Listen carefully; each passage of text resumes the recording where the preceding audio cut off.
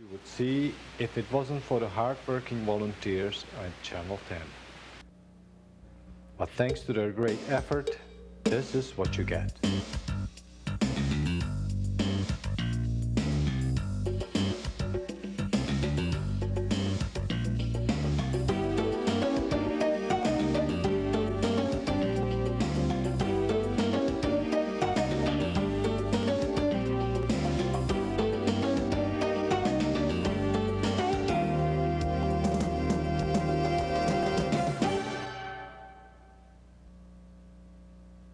Okay, I'm going to make some introductions. It's going to take me 2 minutes to get through this.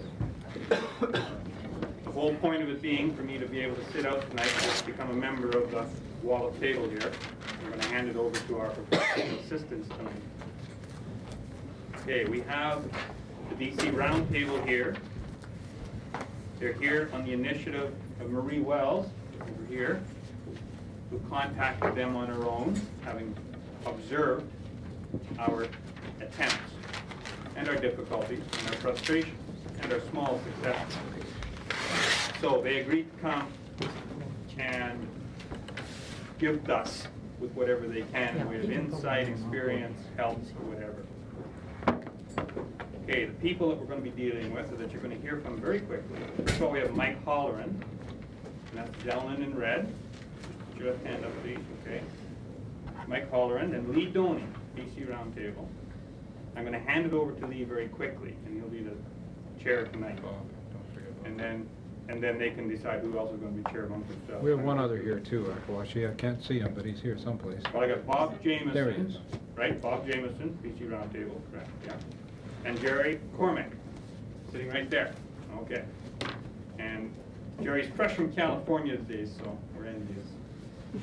Okay, first off, Wright's New Year. Best wishes to everybody, 1992.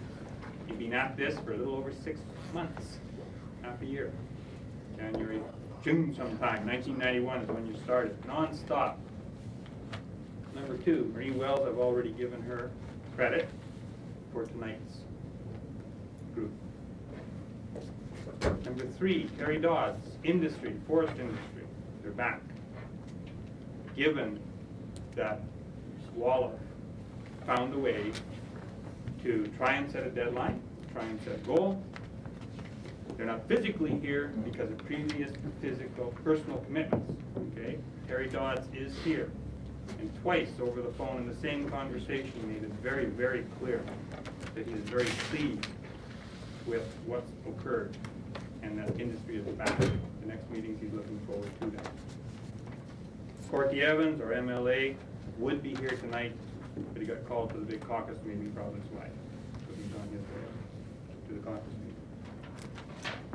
Now, in our last meeting before tonight, we came up with 2 objectives for tonight.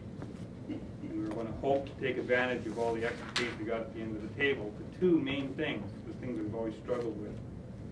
A deadline, a date that we're all comfortable with. We come up with a deadline or date, I guess, given a particular goal or set of objectives that we feel we can accomplish or that we need to accomplish, or that is our goal, given that, what's a reasonable deadline date. So there's a bit of a chicken and egg there. Those are the 2 things we hope to accomplish with the help of the outside professional help tonight. Okay? Okay, now, I'm going to do a quick round, which you've all been armed and foretold with here. I'm going to start on my left. I'd like in 30 seconds to a minute for each of the representatives of the individual members of WALA to impart, for the benefit of our guests, what you would ideally like to see WALA accomplish. In doing that, these people need to know your agenda. And then they will be, in 30 seconds, totally up to speed and have been able to skip 6 months of our meeting. Okay, so I'm going to start with Marty. I need your name, I need the group you represent, and I'll go right around, and if at the end of that someone still feels a need that I missed something really important I got to impart, just stick your hand up, we'll do it one more time. Try and do it 30 seconds, and then it's Lee Doney's show. So Marty, your goal. Thanks, Akawashi. I'm Marty Horswill, member of Nelson City Council. I suppose our council's wishes for this group were best expressed in a letter we wrote to the Premier just before Christmas, in which we outlined our feeling that there was a need for either this group or some group similarly constituted to be formally mandated by the Ministry of Forest to do land use planning and to resolve land use conflicts within the region, since the communities in this region will have to bear the consequences of whatever those decisions might be, and are best placed therefore to make them. So we're looking to this kind of group that represents all the stakeholders being able to sit down and thrash out the very difficult trade-offs that have to be made in these land use decisions. Region meaning West Kootenai? Well, the boundaries are a problem because the boundaries of the provincial jurisdictions, the regional district jurisdictions, the Forest Service jurisdictions don't coincide, and therefore that is in fact one of the problems in reaching these kinds of decisions. But I mean, the geographical boundaries got to be large enough to make sense in terms of how the decisions are made, but not so large that they don't make sense anymore in terms of how communities function. So regional district is probably the best size that we have in BC. Just before I go to Klaus, the Wallop did tackle the physical boundary problem. Good couple of nights spent. We did come up with a defined map that we all agreed to, and we chose to work within those boundaries. But it was still, it took nights and nights to come up with it. And still, issues will come up that tend to jump the boundary. And we still spend time trying to bring the boundary back into place. So when we reached consensus on a boundary, a physical boundary with a map that was drawn. Which is the regional district? Well, sort of. Right, one that these people agreed on. There is a boundary. Okay, Klaus. My name is Klaus Offerman. I'm with the IWA, and I represent woodworkers, particularly in the mills in the West Kootenays. I would like to see us develop a land use strategy for the defined boundaries we've agreed upon that includes decent forest-related jobs. I hope we can get there by promoting understanding and respect and acceptance of all the various interests around this table. As well, I think we have to explore the possibilities of common ground and then develop consensus on the elements of a land use strategy that will include all the elements of that are represented around the table.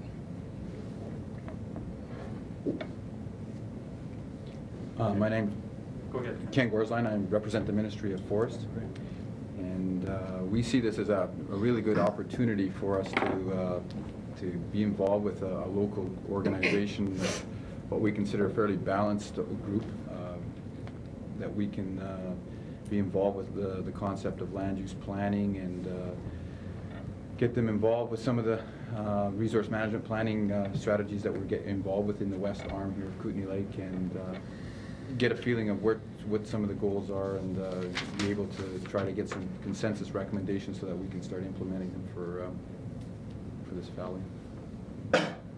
I'm Paul DeFelice. I represent what we're calling global concerns. It's one of the more different seats in that I don't have a real group to represent. Really just I guess mostly concerned citizens who didn't want to tie themselves in with any other group at the table, but yet wanted to have a voice here.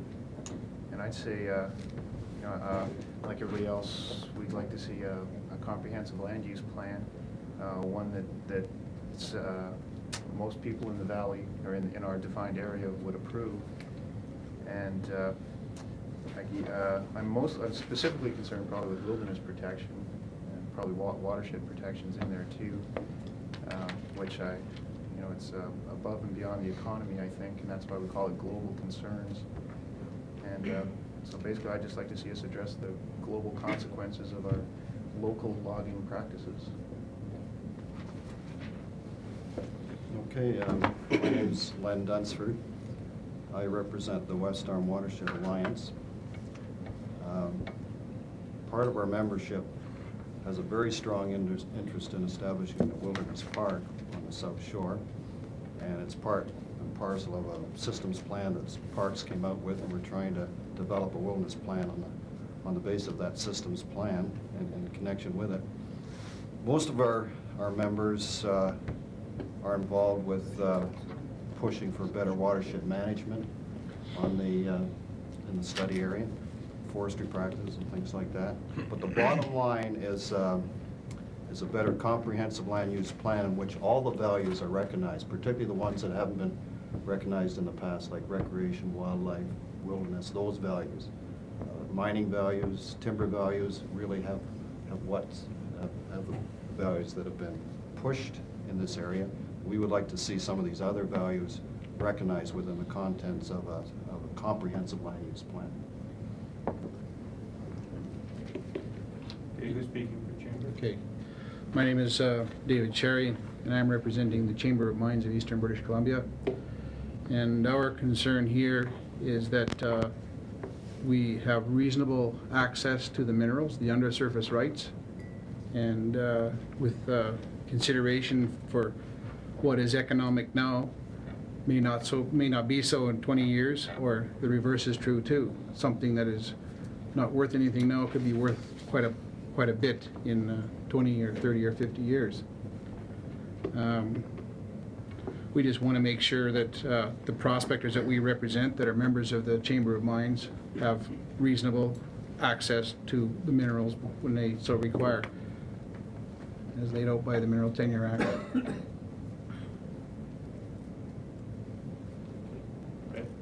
My name is Ray Johnson, and I represent Nelson Share Society. Got involved in here with the idea of attempting to ensure that everyone's concerns and needs and desires and planning process is carried forward, to see that all those concerns, that as far as we can put down into an organized process, is carried forward, to ensure that initially, as it started out, that the outspoken minority for the community as a whole seemingly might get their way, and the concerns of others that were not being heard or were being leaned upon very severely were not getting a fair shake, so to speak, in the system. So the Share Society has undertaken itself to just participate in this organization. Okay. John Smurthwaite. My name is John Smurthwaite. I represent the Chamber of Commerce. And our initial involvement here was the wilderness proposed area. And our immediate concern there was the fact that it should be developed for the economic development for the best use of the values that are represented in that area for the economic benefit of the members of the West Arm, and Nelson in particular. And we realize that the area has moved away from the wilderness area into areas E and F, as we discussed earlier, the regional district. And we fully support working in that area. Claudette. My name is Claudette Burton. I'm with the Western Canada Wilderness Committee in West Kootenays. We came to this table hoping to develop some legislative means for empowering local people over local resources. In particular with forestry, that's our biggest concern, is the way forestry practices have been handled in the past, and we see that the old methods no longer seem to be working, and we'd like to see some consensus arrived at this table that better.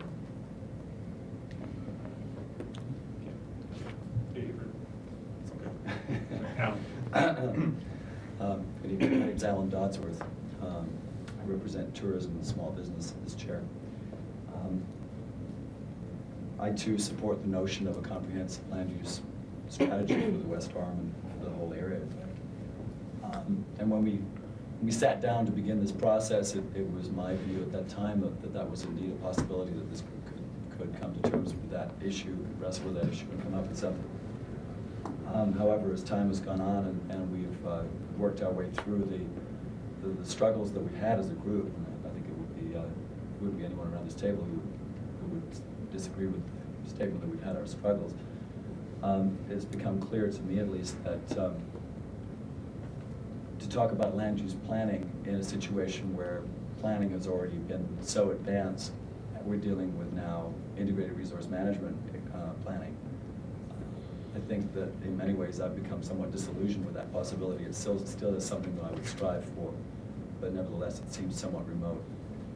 I'm here to represent the interests of tourism, which I think have not been properly represented in any of the planning up until now. And in the process of our reducing the scale of our group, this chair became joint small business and tourism. And since my business is a small business, I guess that's an appropriate situation for now. Okay, thank you. Now, Native Indians did sit here. Chief Wayne Louie represented them, and sat for one night, understood during the night what consensus was all about, and the fact that when we do reach a consensus agreement here, we all commit to it as best we can. His position was that he was unable to commit. All he could do was to act as a messenger, take it back to a tribal council that could override him, which was totally anti-consensus decision here, because he could come back at the next meeting and say, sorry, I've been overridden. So he couldn't represent, and that's just the way they work it. Plus, apparently, there was a modern treaty issue coming down from the feds and the provincial governments that may completely change anything, according to him, that we come up with at all. So he just felt it better that the Native Indian issue to work on their own agenda in their own place, their own forum. So we did have the Native Indians in. Do you need anything? I think we have a pretty good sense of groups. Maybe we should we've seen your color your underwear, maybe you should see ours. Okay, in that case, George, yeah. I guess one question I just want to ask quickly, just to make sure we all know that the language means the same thing, because the language is important in these sort of situations. When we talk about planning, are we talking about, and we talk about comprehensive planning, are we talking about the fundamental decisions around land use allocation and in the terms of parks, wilderness, timber supply areas, or are we talking about operational planning? That is, we've decided we're going to log in this area, and the question is how we're going to log in the management. I mean, when we talk about planning and comprehensive planning here, we're talking about the fundamental decisions around how the land here is allocated in those broad categories. Is that what generally people are talking about? I think it's fundamental. That's correct. Okay. And so when we talk about preservation areas, or sorry, talk about wilderness areas, we're talking about those areas that are now in statute called wilderness areas under the Ministry of Forestry Act. Is that That would be nice. I want to make clear that. See, Alan indicated that we still have that problem. Forest Service are going ahead with their operational planning, and we're trying to sit down here, trying to come up with a comprehensive land use plan. So there's still a dichotomy between two groups here. We're working different. I just want to be clear that the stream of planning that Forestry may be talking about is a different stream than the planning that you're talking about. It would be safe to say that this group is primarily addressing the comprehensive land use plan that you were speaking of, but there's lots of concerns here about the other one as well. But the focus has been on the broad one first. Faces you didn't hear from on the table, such as Greg Utzig right now, are the alternates to each of these people. Sorry, I didn't catch that. They're the alternates, like Greg Utzig, John Murray, the people you didn't hear from. Right. But for tonight, they're sitting here and they'll speak up if required. Okay. Well, let's give a little background so we know who we are.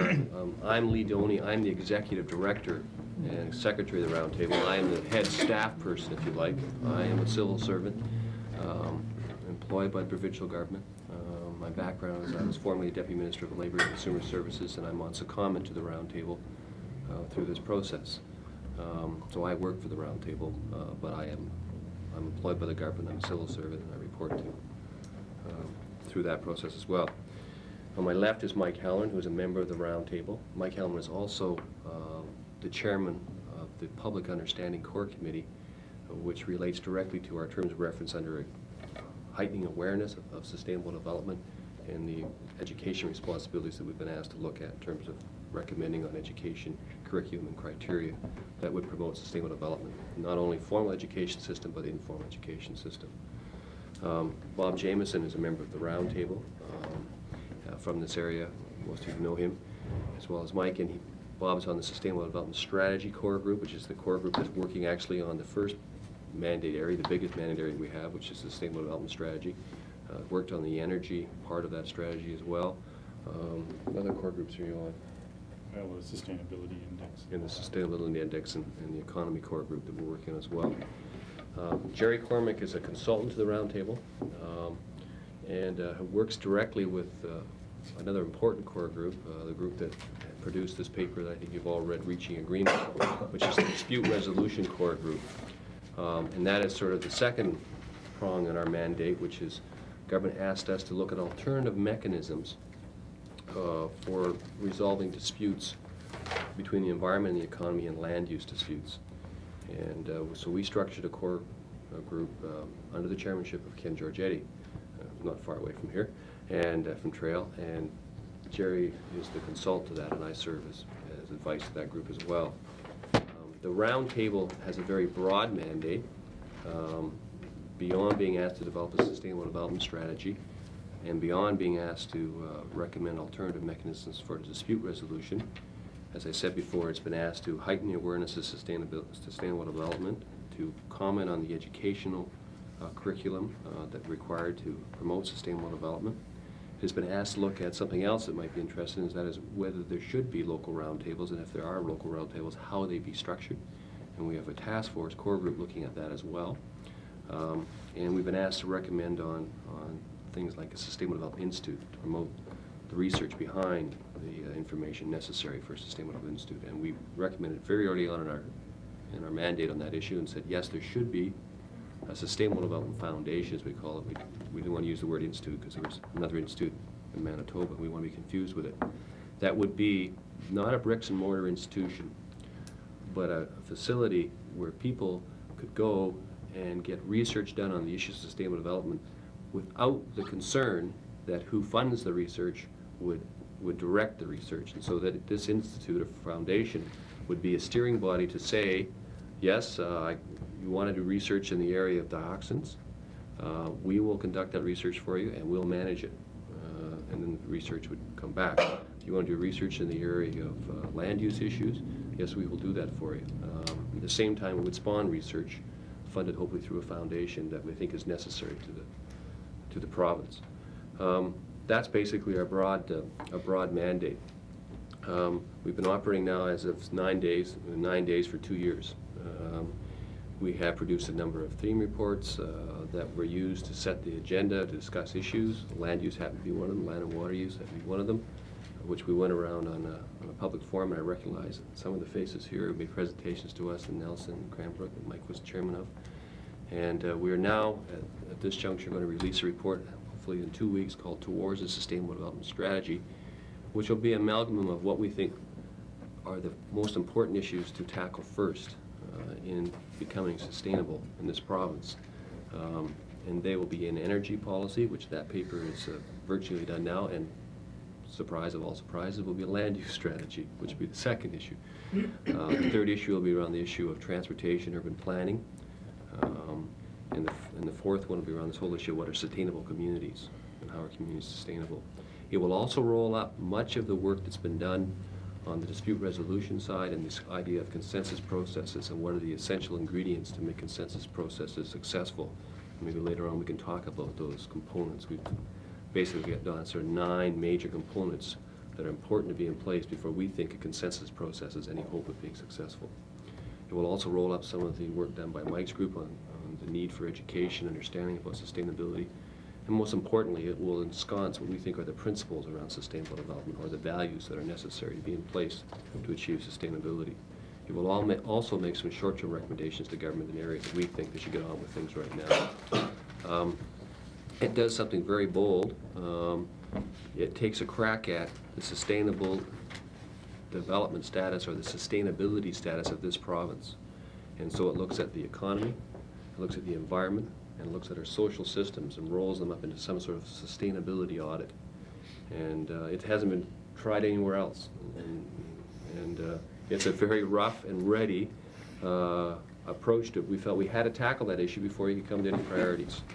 So this document is an ambitious piece, and whether it succeeds or fails, the public, I guess, will tell us. It also reports back to the public on what we heard in our public forums, and what were the major issues, and where there was consensus around the issues, and where there was a lot of division around the issues. So that's where the roundtable is at. I've left the best for last, I guess, in terms of what you people are interested in, is that this roundtable operates by consensus. That was an explicit part of the mandate given the roundtable at the time it was formed. And I don't think I should do all the talking about this, so I think it's more important if you hear from some of the members who have been working with consensus and what it means. So we've struggled long and hard with that, much as you have. We set in place very early on some operating procedures, and we proceeded to work as 32 members through the process of consensus. That's where we are right now, and I think maybe I'll let Mike and Bob add to what they want, and maybe talk about their experiences on the consensus process, and then maybe we can open up for some questions where you can tease out more things that you're particularly interested in.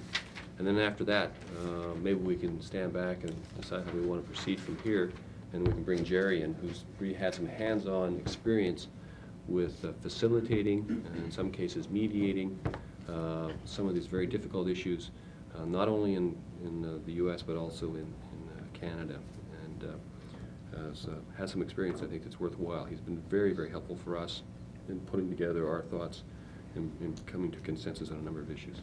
So I'll leave it there and just turn it over to Mike and Bob to chime in on some of the things that they want to talk about. Mike, do you want to go ahead?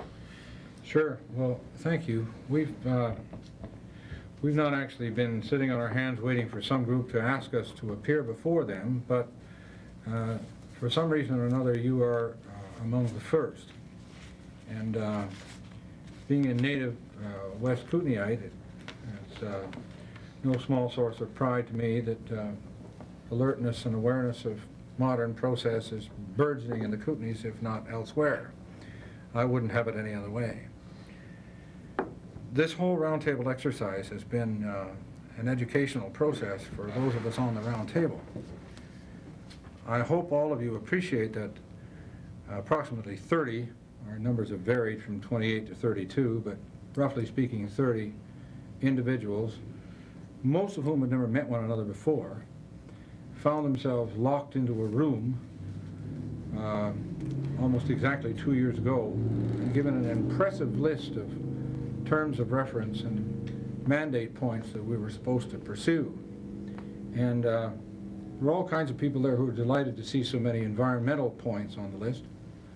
There were others who were delighted to see economic points on the list, and still others who were pleased about the fact that the social questions were present there also.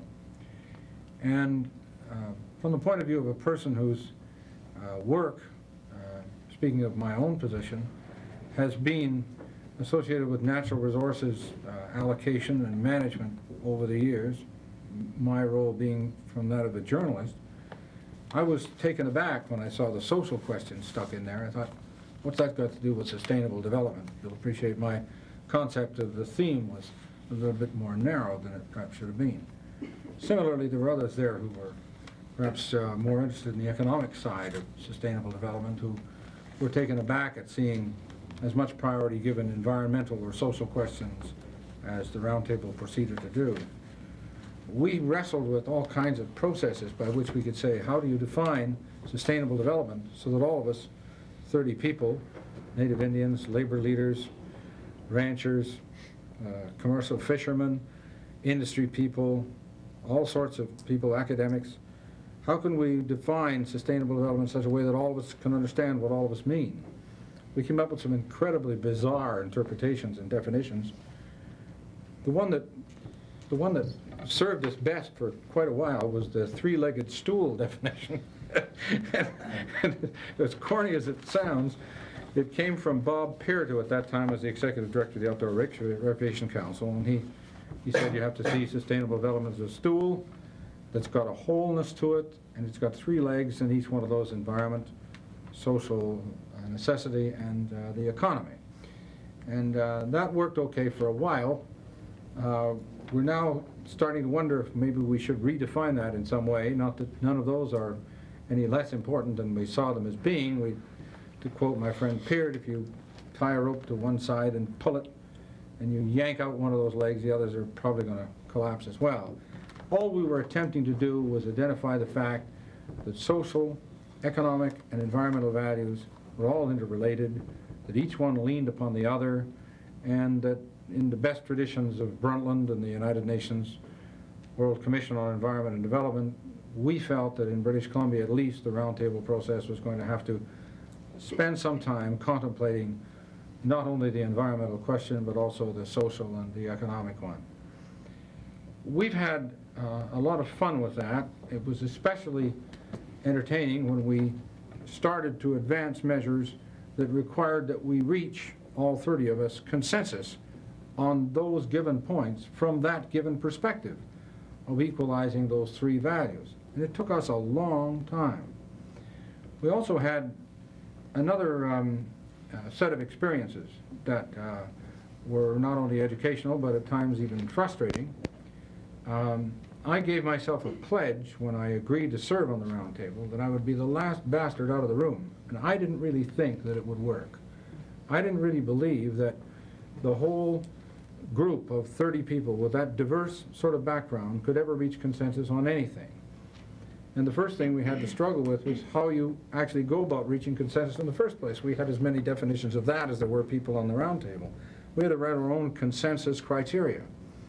And I think they're pretty good, but many people whom I show them to shake their heads and say, you'll never get anything done with this consensus process. It'll take forever. Well, indeed, it has been quite slow.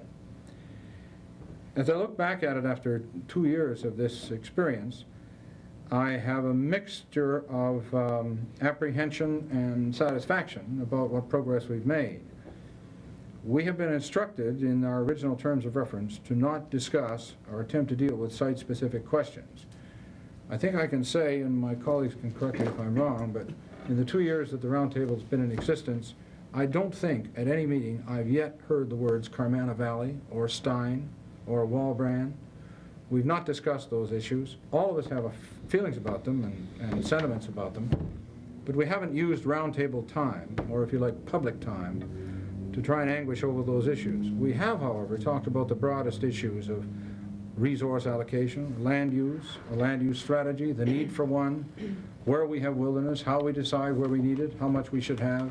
We've spent a lot of time on those kinds of questions. And the papers and the documents that are already in existence and still upcoming are a reflection of that effort and that work. We think also, I think I can speak for my colleagues here and those that aren't here, we think also that there's a very definite change in the air in the communities at large across the province that suggests that most of the people who are concerned about these questions and involved in them are not satisfied with the conventional process of decision making.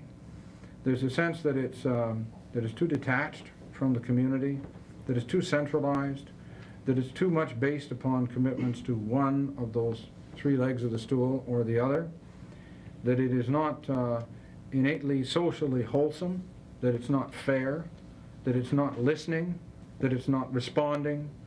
And we've been given that in spades from one end of the province to the other. In 26 public hearings, 8 or 9 of which I chaired, that came through loud and clear.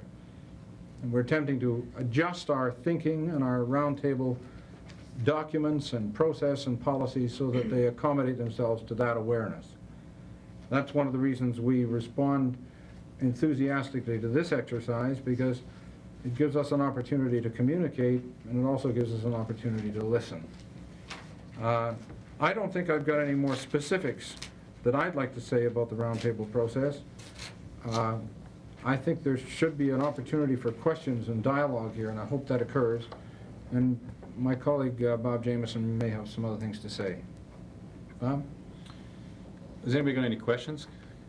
Do you want us to keep pontificating here, or Keep pontificating. Is this valuable for you all? This is good.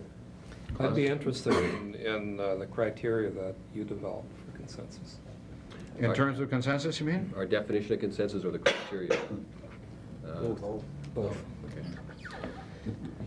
The first thing I think that's really important to understand here is that consensus is not it's a means to an end.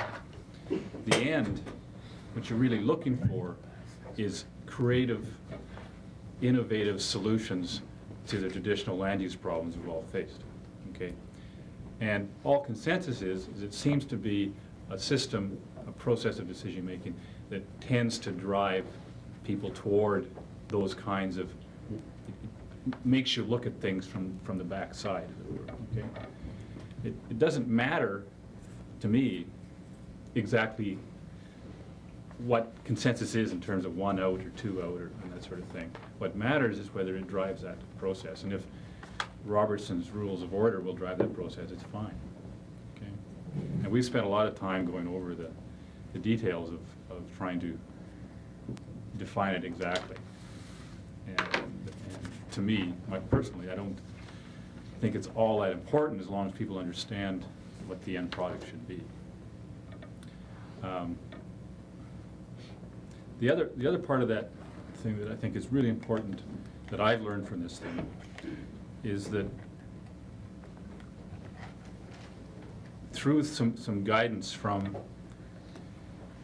these two fellows here, plus Chuck, our chairman, who have a lot of experience with dealing with conflict resolution, rather than allowing people to establish positions, instead we stepped back and said, okay, let's try and develop some principles of sustainable development or sustainability.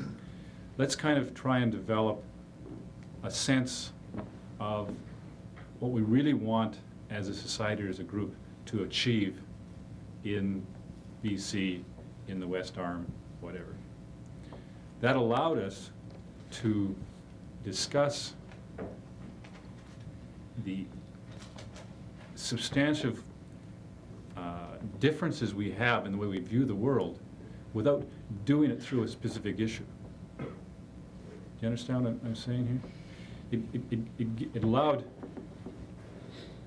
Jerry Fernie and I to learn things about each other without immediately having to grab our share or our wilderness position.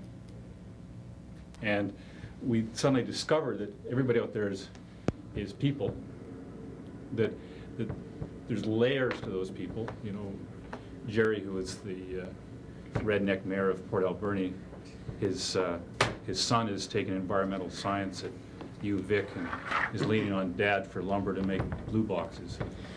You know, you find the humanity in all these other people, and it's really been important for us to go that route, so that when we've had to come around to discussing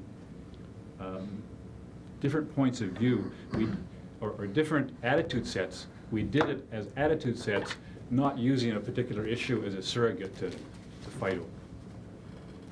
Okay? And that's one thing I've learned from this thing, is I think it's important to do that. One example that has me concerned is the Provincial Roundtable in Saskatchewan. The first thing they did was develop a document for each sector: mining, tourism, agriculture, forestry, etc., in which all those different groups established their position. And what comes out of it is agriculture says we need another 40,000 acres in agricultural land. The environmental groups say for reasons of biodiversity, etc., we need 12% of each land type in the province. And I don't know where they're going to go. I think we can deal with those in BC because these guys took us through a process that allowed us to agree on some principles. And once I've agreed with that, if I make a proposal on behalf of tourism, that's normally who I'm representing there, the rest of the people around the table can say, but you agree to the principles which say that you already agreed to, and it's sort of a leavening, and it's really altered the argument. Bob's been talking about something we've spent a lot of time on in dispute resolution is developing ways to develop trust within the groups and to go past position taking. I mean, most people follow a very orderly mindset about how they deal with it. They see a problem, they set out a set of options, they pick the preferred option as their solution, they take that as a position, and come hell or high water, they're going to stick to that position. And they retreat behind those positions and take those positions because they're comfortable with them. They've gone through a rational thought process in their own mind. And when they meet somebody who's in conflict with that position, they're usually stuck at a level of detail and certainty that gives them a lot of trouble to get beyond that. In many cases, you got to take them back up and say, okay, what was the original problem we're trying to solve here? And what were the options that you looked at? And are there overlap in some of these options? So can you find solutions that accommodate the other options or accommodate the original problem? And so you have to be able to resolve what the issues are in conflict in the first place. You have to go, we call in the jargon, look behind in people's interests, what their real problems are, and then go into a problem-solving mentality. And you can only do that where there's trust. And that takes a lot of time to build that trust. And so, while there seems to be a lot, the jargon is you've got to go slow to go fast. And you can't go fast first. And the round table went slow, very slow to start with, but I'm seeing a continuous acceleration in our ability to produce reports because the trust is there and people speak very openly about what their real concerns are. And it takes some time to develop that. At the same time, you can't accommodate diametrically opposed values. I mean, and you have to recognize there are some faith gaps, premise gaps, what economists like to call subjective statements, normative statements that you can't prove or disprove. You can never prove whether God exists or not until it's too late to come back and tell people he does. So you have an atheist and a true believer in the room, you're going to have some difficulties. But you may be able to deal with some of the problems that come out of that. So you have to know where your values are in many situations, and that takes time. That also means you have to have some criteria for getting behind these things. And very often that means a neutral facilitator who is not seized with any of the issues, who does not have substantive involvement in these issues. And maybe one of the things that we were fortunate about is that our chairman knew nothing about the environment and very little about the economy. And I don't mean that disparagingly, but didn't come with any baggage. Well, I'm going to tell him next time I see him. and I can only say that because I knew less. And he was antisocial. And he was a liberal. What's that? How do you establish trust in a group like this when you feel that the trust has been threatened and broken on many occasions in the past? When people have gone through years of talking to various ministries and departments and stuff like that, asking for one thing and another, and then having decisions ramrodded down their throat in the last place anyway. So how does one, in all honesty and integrity, get past that block that is very strong in this community? We've all had that, Mm-hmm. you know. And one of the things you have to develop is a little different time frame. It's to get any substantial change in the land, be it a wilderness area or whatever. This comes from a friend of mine who's been an activist, environmental activist in the States for 40 years. And he went back and looked at all the major issues. None of them, no major issue has ever taken less than 20 years to resolve. Mm-hmm. So that's part of it. And so I think my sort of response to that problem is that there is no other option but to keep trying. There is no other option than trying to get along with your neighbors. The only option that you have here really is to come to an agreement, or when push comes to shove, have a group of people sitting in a room in Victoria say, well, we gave them their chance, we have to make a decision, and this is what it's going to be, one way or the other. And the trick is that where these kinds of groups can be so effective, and this is going back to my experience with the Height of the Rockies, is that those people, the decision makers, the cabinet and so on, they understand that how complex these problems are, and they'd rather have you guys do it. So if you're willing to do it, it's real easy to run it up the process to get it signed off by cabinet, because it's difficult for them. And when they do it, like this Stein, it just gets them a bunch of crap.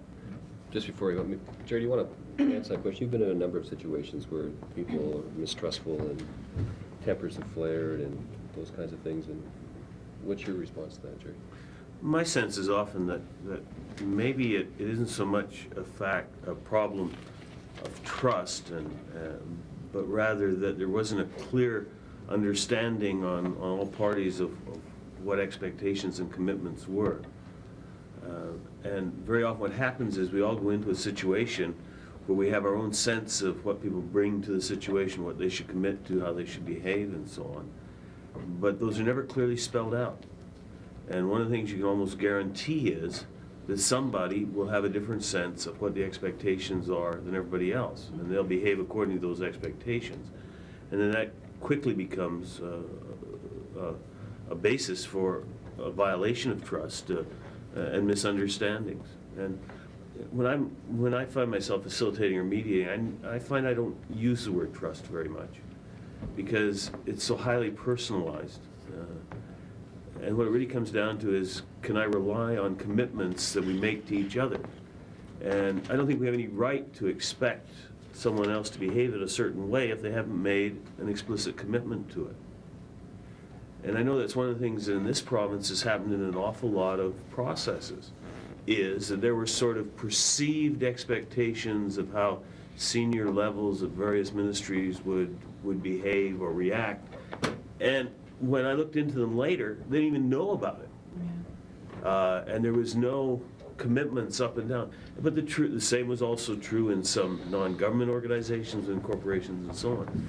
And I think that's a real trap that is easy to get into in a process like this, is a lot of individuals make a lot of commitments to each other around the table, and those might be worse than making no commitments at all.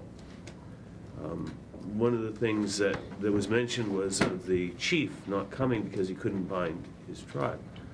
Well, that struck me because does that mean that all the rest of you have made a commitment? For example, if you agree to something, Marty, the Nelson City Council is done? I wasn't on there, this group at that I mean, it's an time. interesting notion, or the WC position. squared, or the Ministry of Forests. And in fact, in a consensus process, in issues like this, one of the real dangers is that we make the mistake of believing that a consensus around the table is meaningful. And what we all owe to each other when we come to the table is not to agree to anything, that we can't take home, wherever home is. And that's often where this trust thing breaks down, is we often give everybody else but ourselves more credit for being able to do more as individuals than we can do. And sometimes it's really clarifying those expectations that make a difference. And that's why sometimes these processes take a long time. I've been in many where you couldn't meet for 3 months because it took that long to make sure that the groups of people we're representing were on side and supportive of what was going on. I think one of the responsibilities when you get into a situation like this is you have to do all the homework that's involved with the meetings. Then you almost every second meeting you have to go out and make sure that all your constituents understand exactly what went on. You know, like I've always had a sense that we should have had a video camera in all of our roundtable meetings, so we could take some clips out and show people this group here. I mean, if you could see 5 minutes of Vicky Husband and Mike Horsey and Mike Apsey, Kofi, and most of you know who Vicky is, working around a problem in a really creative way, I think it would give all of the different sides here a sense that at least it's possible. You know, I mean, that's what I've learned in the round table is the captains of industry are just plain ordinary old people with all the same hassles that all of us have. So one of the things that Mike said that's important, and it's maybe more subtle than most of us realize, is that we have not dealt with specific issues for very good reason, because we're not specifically constituted appropriately. I mean, if we were going to develop the pulp mill regulations that got the last government in such trouble. I thought we buried that. Yeah, right. I mean, we are wholly inappropriately constituted to deal with that issue. We'd have not the right people sitting at the table. We would have to reconstitute ourselves to be able to ensure that we'd have the stakeholders, as we call them, that are necessary to be able to deal with that issue. What this group is 32 people who are broadly constituted, who have been asked to sit and bring to the table their experience. But they're not always told, they're not expected necessarily to be sure that their constituents are all in line, because some of their constituents aren't there. And they've got a very difficult problem in many cases, because some of the environmentalists have to speak for more than simply their environmental group they come from. Some of the industry has to broaden out to other industries that aren't there. And so it's quite difficult, and that's why we've stayed at a provincial level, at broad provincial strategies, because to deal with specific issues, kind of the issues you are, we would have to constitute ourselves to be able to represent and have all the people that are necessary to represent those specific issues, so that you can get into this kind of dialogue where you're bringing along your constituencies as well as yourselves, because as Jerry says, there's nothing more diluting than building this, what I call it, this issue of trust and liking each other, and forgetting that when you get back out the door, people aren't going to be very happy with, because you like the person and you've conceded something that you know other people can't live with. The difficulty we're having is that, we were brought together around a site-specific issue initially that gave rise to the group, and that was further complicated by a decision made in Victoria to fast-track into that precise area that the group got together to try to resolve before we could even effectively begin to deal with it. And that played a significant role in the whole question of trust, because some of the people around this table took injunctions out against other people around this table around that issue. And, so people were in court against each other about the issue that we were supposed to come together to resolve. And the reason was essentially because Victoria wouldn't allow this process sufficient time to even begin to work. And I think the concern people have is how can we begin to build the trust and start to deal with the issues and start to develop the new perspectives when there's always the potential that somebody's going to come along and upset the apple cart on the site-specific things that people have really strong interests in terms of their day-to-day livelihoods. So it's You're already making progress, because you've recognized the weakness in the process here. And this is just straight off the top of my head. Maybe what you're building here is a process that will prevent you having to agonize over this kind of situation in future, and which may not apply very appropriately to the issue that brought you together in the first place. It's a site-specific issue, and, as I understand it, but I think probably most of you have the feeling that it's only symptomatic of a broader event, a broader situation. And if you can manage somehow or other to hold yourselves together in some kind of blind trust, if nothing else, then at least you will have some sort of forum in place for the next one of those that emerges. And I think all of us are convinced that there will be more of those. I wanted to make a comment based upon what you said about I guess about the credibility of your colleagues and the value of a consensus you reach, which maybe gets changed when you leave and when your meeting is over, that sort of thing. The first thing I'd like you to be aware of is that the Roundtable as a body only meets 4 at the most 5 times a year, okay? It's expensive, and all of us do something else for a living. And so it's demanding as hell for us to attend those meetings, particularly because all of us sit on core groups too, and the core groups meet very often. And so therefore, it's not only costly, but it's also demanding of our time. And I think there's one retired person on the Roundtable, and the rest of us all work at something, have their own businesses or are employed, and many is the employer who's saying, is this really worthwhile? I mean, it's taking an awful lot of your time, and the phone rings, and it's not a business call, it's to do with Roundtable. And so that creates problems, and that's one of the reasons we meet as infrequently as we do. But I've made a couple of notes here growing out of your concerns and a couple of other comments. The mantles of association, of constituency, in my judgment, perhaps Jerry doesn't agree with me, but in my judgment, are an impediment to consensus.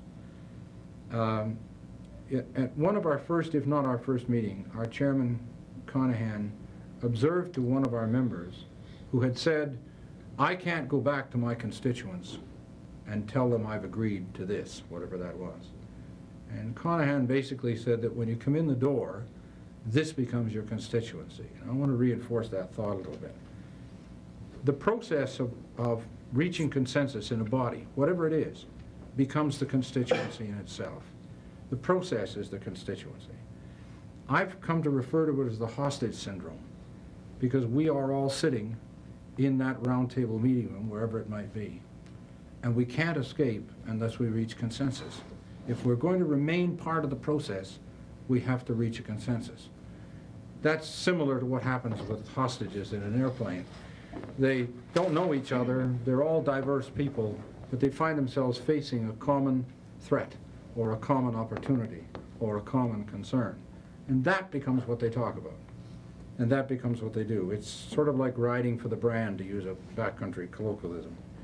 The brand is not the Sierra Club, and it's not the BC Federation of Labor or the Native Indian Band or whichever. It's not mining or forestry.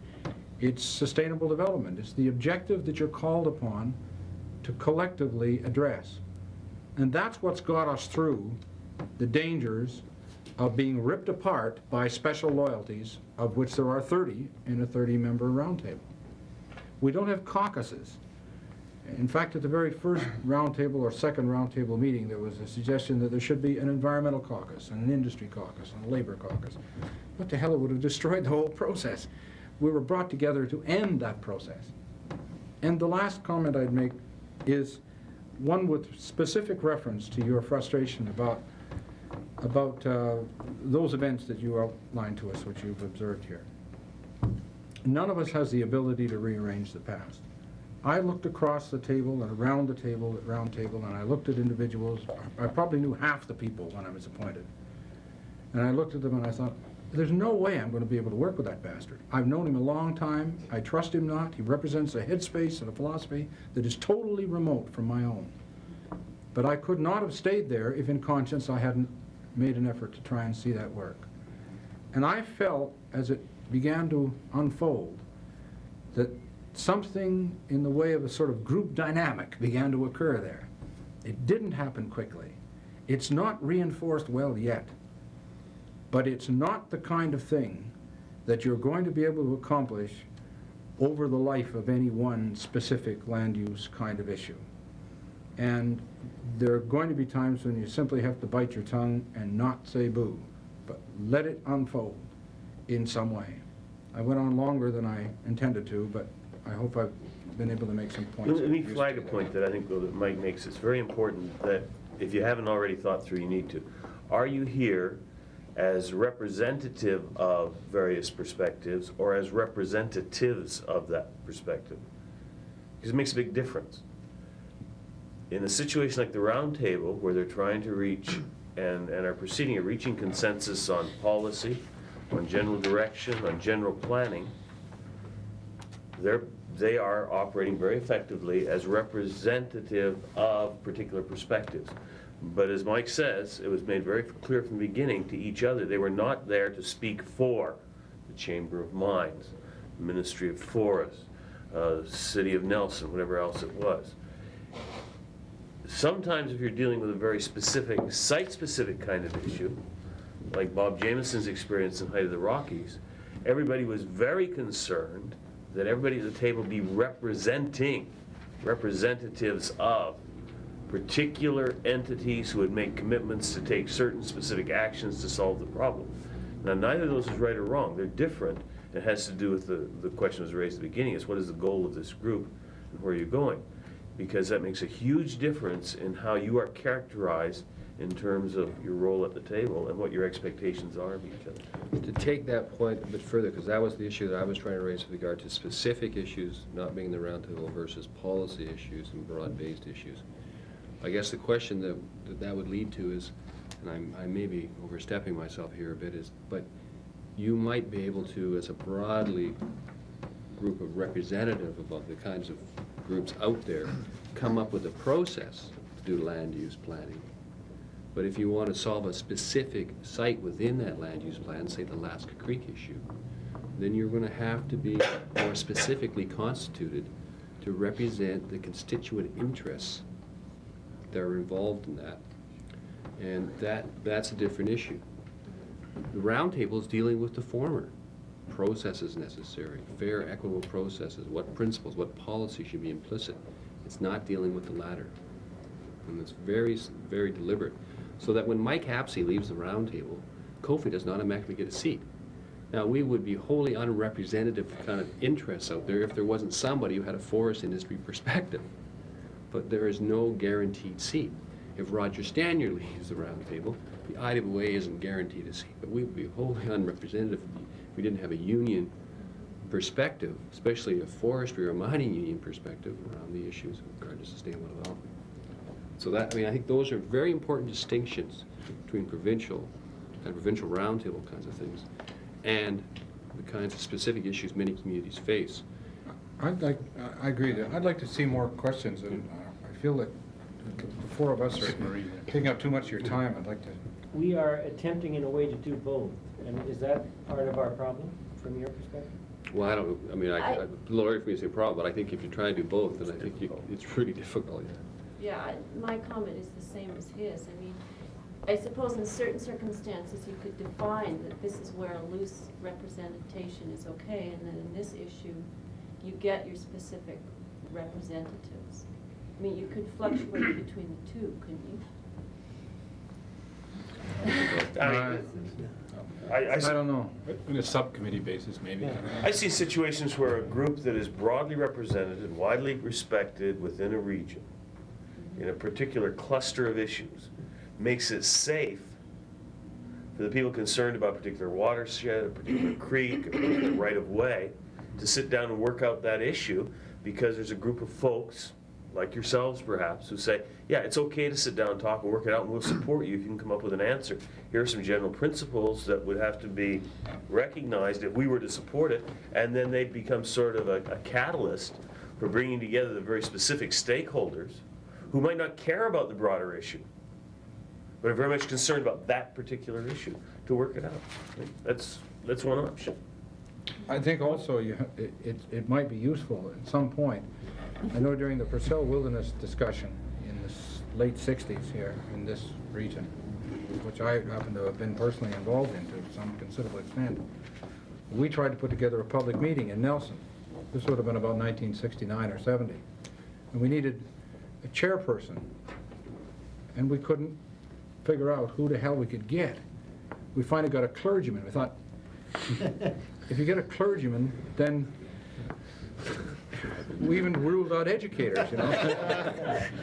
So what we were looking for was some sort of an honest Divine broker, if you like, you see. Well, divine intervention too. But what we were really looking for was some sort of an honest broker. Now, if you're going to talk about the site-specific issue, maybe none of you should be involved in that. Maybe nobody who's got a stake in Lasca Creek should be talking about it at all. Maybe you should go through the phone book and pick every second letter of the alphabet and bring one person in. I don't know.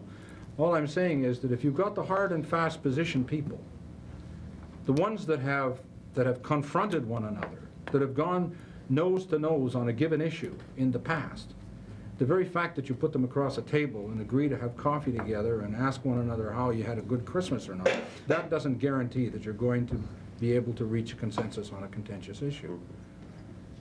The Wallop here recognized very quickly that the site-specific thing was bogging us down. And by consensus, it was agreed that Lasca would be left behind, and then we would go to West Arm. And we left the site behind by consensus, and it was only by consensus could it be brought up again. But the And West Arm is a specific issue. Yes, yes, yes, but we did get away from that specific Lasca Creek thing, or we attempted to. Attempted to. But then sometimes things happened out there that kept, right, we walk into this room and bingo, here's this little thing in the middle and it says, hi, I'm Lasca and I'm here. Yeah, but I Akawashi, think, the question comes down ultimately to what you want to see, what collectively or individually, as participants in this process, you want to see unfold. And if you have a set of standards or objectives, goals that you want to realize, each of you, then how do you bring that about? I assume you're here because you're tired of the other system. I don't think that suggests that there's anything wrong with the other system. There's nothing wrong with politicizing land use issues, or environmental, or economic, or social issues. That's the whole basis upon which the country functions, or the whole democratic process is inherently rooted in that, and there's nothing wrong with it. Perfectly appropriate for you to develop a cause and campaign it. Civil rights, women's rights, free choice, you name it. There's all kinds of them out there, and they're all valid social causes, and they need to be addressed in that way. And we, all of us as a society, learn and benefit from that. But the fact of the matter is, you might be on the losing end. You've got no guarantees that you're going to be the ones that win. So we might clear-cut Lasca Creek, or we might not cut a stick in Lasca Creek. And if you do either one of those, then half of the people are going to like it and half of them are going to hate it, no matter which one of those decisions it is. If your objective is to try and reach some sort of process that affects compromise, that may mean that each and every one of the participants in the process is going to have to relinquish some of the privileges they now enjoy. If you're ready for that, you're ready to approach consensus. And if you're not ready for it, then you're going to have to bleed some more. But Mike, are you defining consensus then as compromise around each and every issue, or what the Wallop have done, which is to back off and look at the larger area and give everyone, all the participants, more elbow room? Well, Bill, it could be either of those. I think in terms of designing a process to avoid the next Lasca Creek debate and hopefully come up with some sort of more wholesome process, then, and you can reach consensus on that, then you've really made progress. I mean, where's the next Lasca Creek? You should be able to ask somebody and be told where that's going to be. And that's the one you should be talking about. Yeah. This is free advice. You don't have to act on it. Yeah. One of the things that really sticks with me is your statement about, I don't really quite understand the, excuse me, the context of the statement, but I understood what you were saying when you said that the brand was sustainable development for the round table. Like in England, we don't deal with brands and stuff over there very much. But it's clear to me that we, as a group, we may have backed off from Lasca Creek as an issue, but we didn't ever, in my experience anyway, come to this table with an agreement that what we were really doing here was, for example, a comprehensive land use strategy for the region. We didn't come to this table to set up a set of principles to work on regarding land use. We came back and dealt with the next thing that was in front of us. I think that we have not, I'm maybe speaking out of turn, I'm really just saying my own experience, but it seems to me that we've not come to the table with a purpose, a common purpose, each and every person around this table. Yeah, and I think that's very important. It goes back to what Akawashi said, that we got to come to agreement on the goal and what that is. And then you can start to ask yourself some mind ticklers, as we call them, that help you get through that process. And one of the things that we find, we say is very strongly important to have in terms of successful resolution of these issues is have all the stakeholders present. Well, then how do you know what stakeholders? But once you know what the issue is and the goal, then you can ask yourself, and Jerry has this wonderful quip, he says you can ask yourself two questions. Who do I need to reach agreement? And once I've reached agreement, who do I need to have on side? Who can block it? And if you continue to ask yourself, who do I need to help be able to reach agreement, and who can block that agreement once I've made it, you soon find out pretty quickly who are the people you need to have around this table to be able to have an agreement that has a hope of sticking. Because what we're looking for is making decisions that stick. Yeah, and clearly we wrestle with that a lot with the industry being here and not being here. I guess not being here again. But I think that perhaps the question that we need to address next is, are we all agreed that what we're doing is comprehensive land use planning or not. You know, is the ministry here to do comprehensive land use planning or integrated resource management plans? Those questions need to be resolved for this group. Jerry, do you want Can to I- talk a little about, you know, how you, I mean, comprehensive land use planning to me sounds like a solution. I want to know what the problems are before I come to a solution, you know? Yeah. It seems to me there's two pieces to the process that's useful to wrestle with. One of them is, how do you set it up in such a way that we reach agreement, we haven't just wasted our time and it happens? And that goes to the questions that Lee just mentioned. Who needs to be there to make it happen? Who, if they aren't there, can stop it from happening? And a lot of times, processes get started and they just kind of bloom, but key decision makers either aren't on side, aren't invested, or have real good reasons why it's threatening to have a process work. I'm not suggesting that's the case in this one, but it often happens. I mediated a big dispute that involved airport noise here recently, and the pilots have a saying that if you aren't in on the takeoff, you won't be there for the landing. And a lot of times, processes get started, and the folks who have to be there at the other end weren't on the plane. And we all know that we tend to be generally not real on side with things we weren't part of. And so this whole thing, how do you get it started? How do you match, on the one hand, what it is you're trying to accomplish with the people who participate?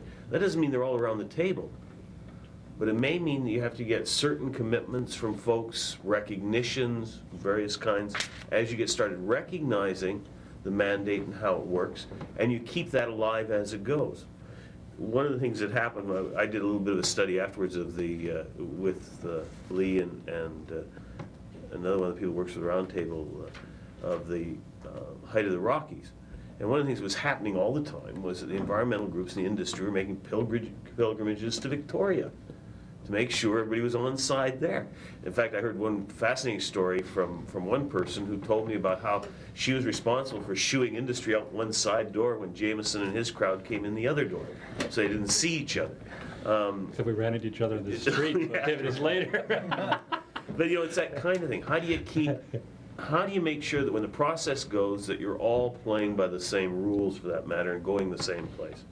Then the second is, how do you structure the process itself? How do you move from an understanding and acceptance of interests that need to be achieved? Remember, interests aren't necessarily right and wrong. I don't have to agree with Klaus's interest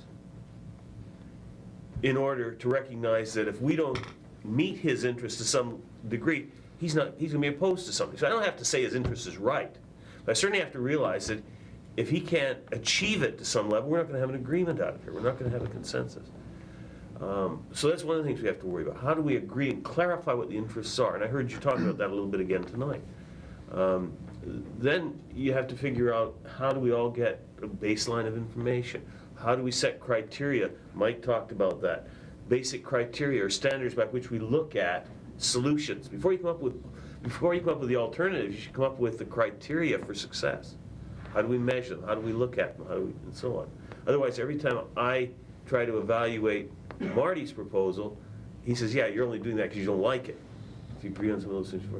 How do you construct packages? And so there's that sort of, once you get into the process, it goes through a certain thing. There's a lot of myths out there.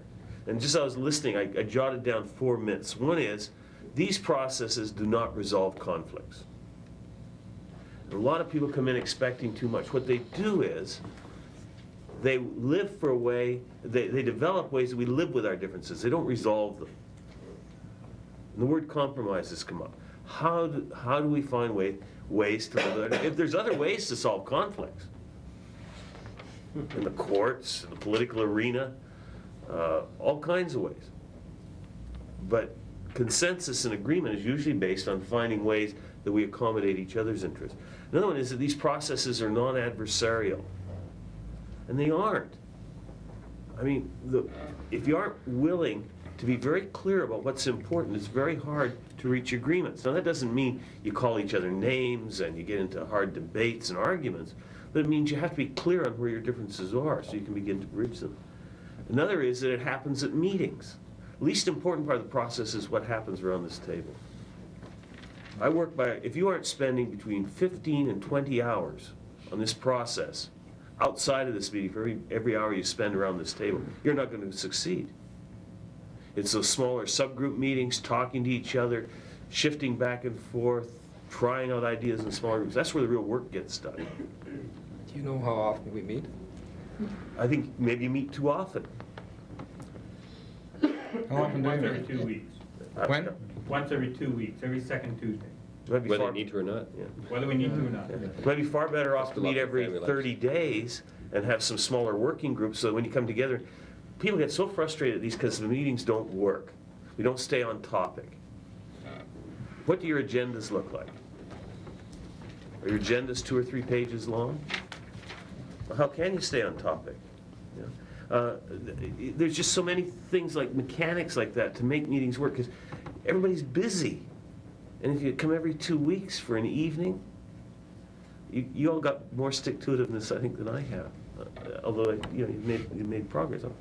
And another one is, well, I mean, those are just some of the kinds of things. It's really, and that's where the trust comes a little bit, Claudette, too. It's when you sit down across the table with David, and you're working out, and coming up with 2 or 3 ways of looking at a particular problem. That's where you begin to be able to talk on a level where you can really begin to make some commitments and understandings and so on. That's why the core groups, I think, have been real important in the roundtable. Yeah, there's another thing too about this business Jerry raises about dialogue that takes place, it's sort of extra meeting dialogue that takes place between meetings.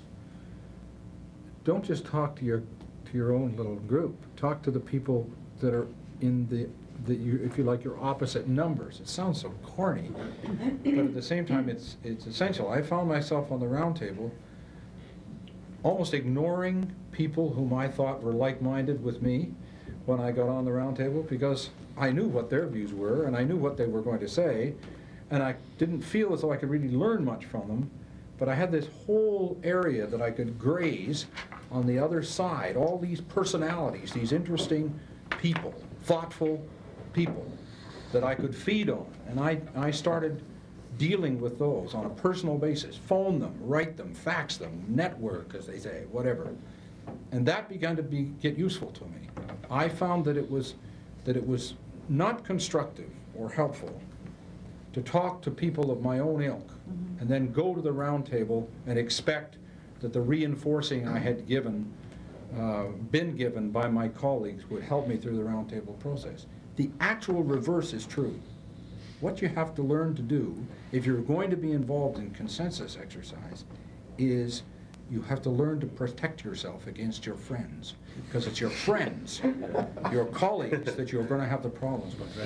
If you knew, I think I can say here, if you knew the way the Mining Association dumped on Paul Hansen, who's the president of Highland Copper, who's on the round table, because he lived with the consensus process and treated it fairly and honestly. And then he went back into the mining fraternity and they said, "You bastard, look what you've done. This is," you see? And that's not only happened with him. It happened with me, it happened with some of the union people, with some of the Indian people, and so on. You have to be prepared for the fact that people who thought you were there to represent their case and bring home a victory for their special interest, those people are going to nail you for that. I talked right through Paul. I think you had a question or a comment at one point. Well, I was just going to mention something that came up briefly. I read it somewhere about a method of doing land use planning where a blank map was brought out and the community was invited to fill in what they saw as important areas, whether it was spiritual, wilderness, industrial, whatever. And then they went from that and hashed it out. And I just wondered how that would suit a roundtable configuration. You know, could we get a blank map and then have a roundtable comment on it? And that way, everybody who wants to have a comment has a comment, it's on there. Where we have overlapping common ground, it's settled. Where we have conflicts, it'll become immediately apparent. I did something, involved something similar to that, some work we did on the coast around Whistler, everything. And I think it's important, it's valuable, because the biggest issue we ran into down there was snowmobilers and cross-country skiers. And everybody knew about the fist fight on the Pemberton ice field. Okay? What happened And the implications was that there was this conflict between these two groups of users that was a major issue to deal with. Permanent ice cap is literally 50 miles across of ice. It's like a little Antarctica. Incredible place. One group of snowmobilers started going this way, and another group, the skiers, were going this way, and they ran into each other. You couldn't do it again in 50 years of trying, you know? And what we did is we went to the snowmobile people and the skiers and everybody else and said, here's a map, show us where you guys use, every place you use. And they drew their lines all over the map, okay? The automatic assumption would be, asking people there, that there was a major issue with cross-country skiers. And, okay? We took the two maps and overlapped them, and there was two little dots in the entire map. The issue was that snowmobilers don't like cross-country skiers because of the lifestyle that goes with it. And that's the issue, not that there's a problem in actual use of it. So I really think that's a valuable thing to do. Another valuable thing you should try in terms of this sort of thing is Jerry has a little game you can play in which it's an island instead of a valley. Only What's the you difference? don't get to be chair or the wilderness advocate. You pull your position out of the hat. Oh, yeah, that would be good. I got to be district manager. It was bad news for everybody else. Don't think I pulled that one out of that. Yeah. But it's really valuable. I learned how the fantastic information demands a group like this makes on the Forest Service. You know, I was never really aware of that until I got stuck with it. And that's a really valuable way to have some fun and to get in the other people's shoes. Actually, that's the roundtable's game, and it's available for anybody who wants to. That's right. Mhm. Yeah. Jerry, listening to you, like, we started out here with a site-specific, and we couldn't deal with that. We went into the broader West Arm area. But we can't get the site-specific out of our minds. And listening to you, it sounds like we don't have a hope in hell of accomplishing anything. Until what happens? We get rid of the site-specific problem we started with, I guess. Is that Maybe you're the correct? wrong people then.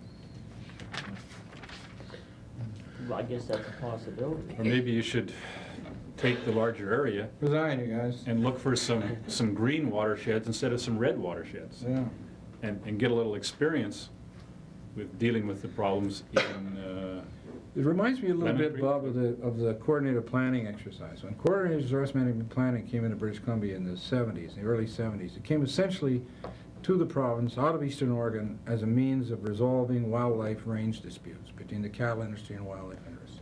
It worked like a dam. In those situations in which all of the participants had bled enough that they were willing to make some compromises because anything they came out of it with was going to be better than the continuous hassle and tension they'd been enduring for a number of decades. It was locked in because there was a memorandum of agreement between Forest Service, Agriculture, Environment, Fish and Wildlife, Range, that the individuals who came to the table representing those bodies would be empowered to sign for their collective agencies. In other words, the guy from the Forest Service would be empowered to say, yes, on this coordinated planning unit, I will agree that this is what the cut will be, this is where we'll log, this is where the roads will be, etc. Okay? The range guy was empowered to do the same thing. So we got bottom-up, grassroots, operational planning and allocation done at a very public level, okay? And it was a credible process, and it worked because of that. And it was very, very site-specific. But we don't have that process in effect here today. You guys could work out a plan between you that any one of the agency people would have either the ability to shut down or the ability to endorse if they chose, and you've got no guarantees that it's going to go anywhere from that. I think that's the area that you have to work at. You have to work at an area that provides for the useful application, the utilization of public input into some sort of process. It's process that's lacking here. Certainly not initiative, certainly not concern, certainly not intellect, certainly not willingness to devote time. None of those things are missing. what's missing here is the lack of an adequate process. I think that's what you got to work Let me with. pick up on John's question, because that's a very interesting question. It's one that I often get confronted with when I get asked to help out in this situation. And I don't know the answer to that. The first question I would probably ask is, what's likely to happen in Lasca Creek? And when is it likely to happen? Be the first question. Is there anything really dry? I mean, is there something that has made it so foreordained it's going to go one way or the other come hell or high water, as somebody said already? The next question I would ask is there any way, generally agreements are reached because people find ways to make accommodations. The next question I'd ask is there any way to make accommodations between the various user groups, recreation, wilderness aesthetics, harvest, water quality, within Lasca Creek? Any way at all? Is there anybody who is totally opposed to any harvest, for example? If there's somebody that is totally opposed and they have the ability, or may have the ability to prevail, then there may be nothing to do. Maybe then you have to look at the next level, which is there a possible way to make some trade-offs between watersheds? That brings in a different set of players. One of the questions that raises even more is a question of certainty.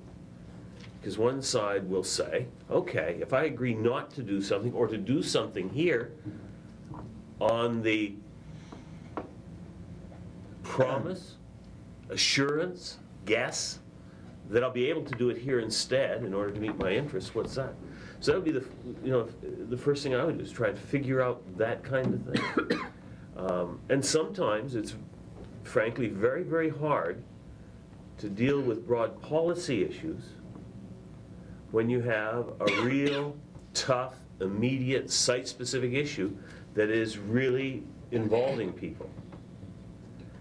Because it will continue to be distracting. It makes it more, I'm not saying it makes it impossible, but it makes it more difficult. And I don't know if you can work out Lasca Creek as a single watershed. I've worked out some issues of watersheds and ownership, in which there was water quality and logging, and this one even had spotted owls in it and everything else, where folks were sure there was no way to find any common ground, but the alternatives were terrible. Because there was so much uncertainty, and it looked like, as somebody said, there's going to be one half were going to be big losers and the other half were going to be big winners, but they weren't sure which half. Now, neither side committed that there wouldn't be winners or losers, but what they committed to do is to see, can we find some common ground we can all live with? If we can't, we can still go the other way. And they agreed to a certain period of time, comes back to your timelines question, in which they were going to see whether it was possible to reach an agreement. And one of the things they did was they set a series of deadlines, not one deadline. We reach an agreement next June or we don't. What they said is, we're going to work at it for 60 days. And at the end of 60 days, we're going to look at each other and say, are we making enough progress that it makes sense to continue trying? And if it is, we'll set another deadline of 60 days to come up with a draft plan. And that's what they did. Actually set a 90-day one the next time around. And then there was so much progress made that they agreed not to take certain actions. They took some actions, had to do with harvest actually, but not take other actions until they got the whole thing put together. They got it agreed to. And it had to do with land. Well, you can imagine all the things it came into. And they surprised themselves. What would they think their chances were going in? 10% maybe? I don't know. I wasn't even sure. But they didn't. But what they committed to was a short deadline to see, can we at least begin to talk on that particular one? If we can't, then we at least made a try. And we go back to whatever we were going to do before. One of the dangers, just as an editorial note, is that you make too long a deadline and you get stuck in a process that isn't working and nobody knows how to disengage. And so you just sit around and chew on each other. I think that happened in a few on Vancouver Island, if I'm not mistaken. But that might be on that, John, how you look at something like that. In case I forget, I would like to suggest to you that to the greatest extent that you can, that you inform yourself on the local roundtable initiative that's springing from the central roundtable, because I think there are enough documents in place that you could inform yourselves on it in that way, and you might choose to make direct contact with the chairperson of local roundtable's task group, who's an accommodating lady and would be happy to, feed you information or correspond with you in some way. And it could be that that's a process that might be useful to you as well. I'd also suggest, we had a conversation earlier today that I think you need to do some very careful thinking about. Generally, in the communities where people are trying to deal with these problems, all the interests are represented in that community because the mill is in that community. You guys are kind of in the situation that they have in the Clackwood Sound, where they have a logging community and a tourist town. So I think it'd really be important to get the Castlegar Town Council represented, the South Spokane, I believe, is where the other mill is represented, because those are the people that would have to pay the price in terms of jobs directly if Lasca Creek is left out of the annual cut, as opposed to people in this community. And it's important that they are obviously players in this, especially as you get into the larger sort of land use strategy. Thank